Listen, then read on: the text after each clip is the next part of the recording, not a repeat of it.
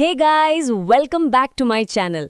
तो फाइनली मैं पहुंच गई हूं सूरजकुंड इंटरनेशनल क्राफ्ट्स मेला 2026 में।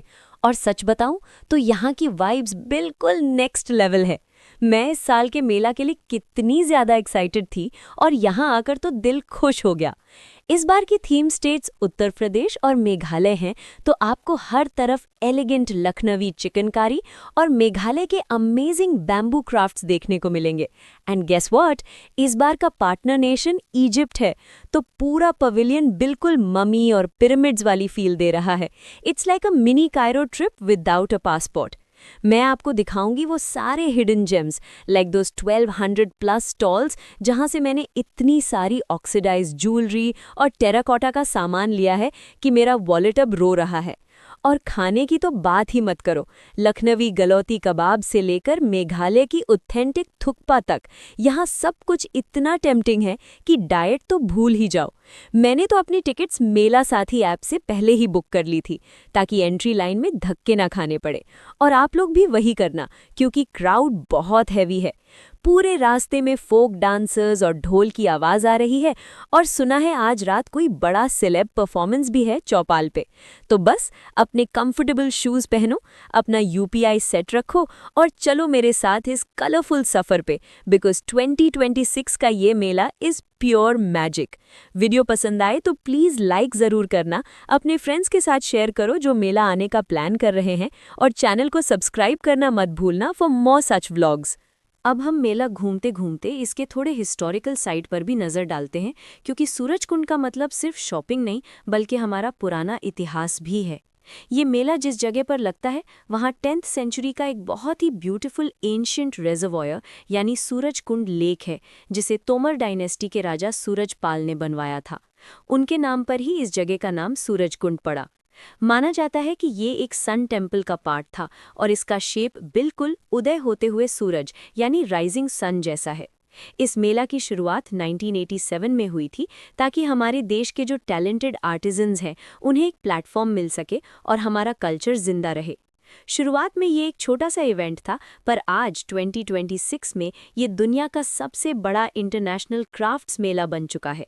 हर साल यहाँ एक थीम स्टेट होता है जो मेला के एंट्रेंस गेट से लेकर पूरा सेटअप डिज़ाइन करता है, और इस बार यूपी और मेघालय ने तो कमाल ही कर दिया है। इतने सालों में इस मेला ने लोकल आर्टिजन्स को ग्लोबल रिकॉग्निशन दिलवाई है, और यही वजह है कि आज यहाँ सिर्फ इंडिया ही नहीं बल्कि इजिप्ट जैसे 20 से ज़्यादा कंट्रीज़ के लोग अपना आर्ट शोकेस करने आते हैं। तो जब आप यहाँ घूम रहे हों तो सिर्फ स्टॉल्स मत देखो, बल्कि उस पुराने कुंड और उन पत्थरों की कार्विंग्स को भी देखना जो हमारी लेगेसी की गवाह है। अब हम थोड़ा प्रैक्टिकल हो जाते हैं और मैं आपको बताती हूँ कि आप इस मिनी इंडिया यानी सूरजकुंड मेला ग्राउंड्स तक पहुँच कैसे सकते हैं। देखो, ये मेला फरीदाबाद के लाकारपुर विलेज में, बिल्कुल दिल्ली फरीदाबाद बॉर्डर के पास अरावली हिल्स की गोद में बसा हुआ है। तो लोकेशन तो बहुत ही सीनिक है।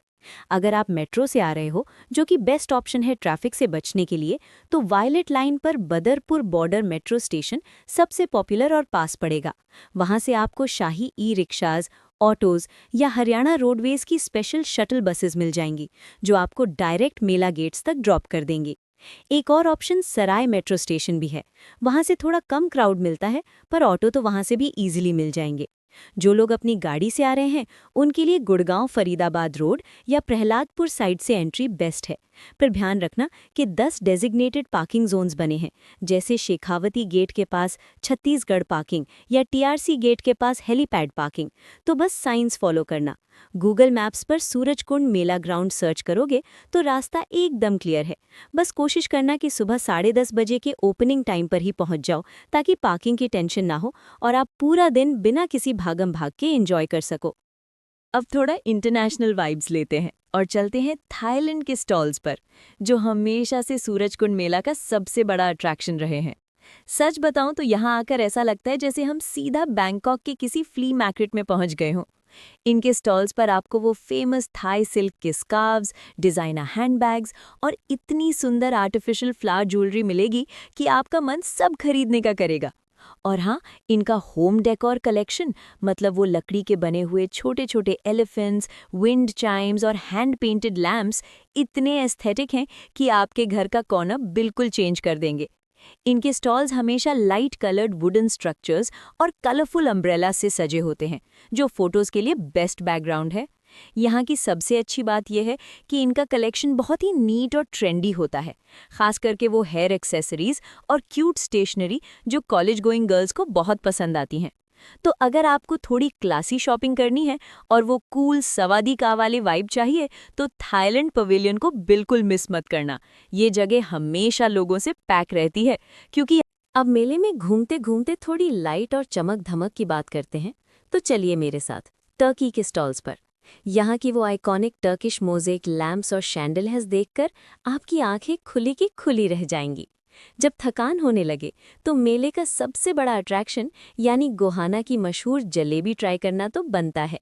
ये जलेबी साइज में इतनी बड़ी और मोटी होती है कि एक जलेबी में पूरा परिवार पेट भर ले, और ऊपर से गर्मा गर्म चाशनी का मज़ा, उफ, बिल्कुल जन्नत। सिर्फ जलेबी ही नहीं, यहाँ के फूड कोर्ट में आपको पूरे इंडिया का स्वाद एक ही छत के नीचे मिल जाएगा,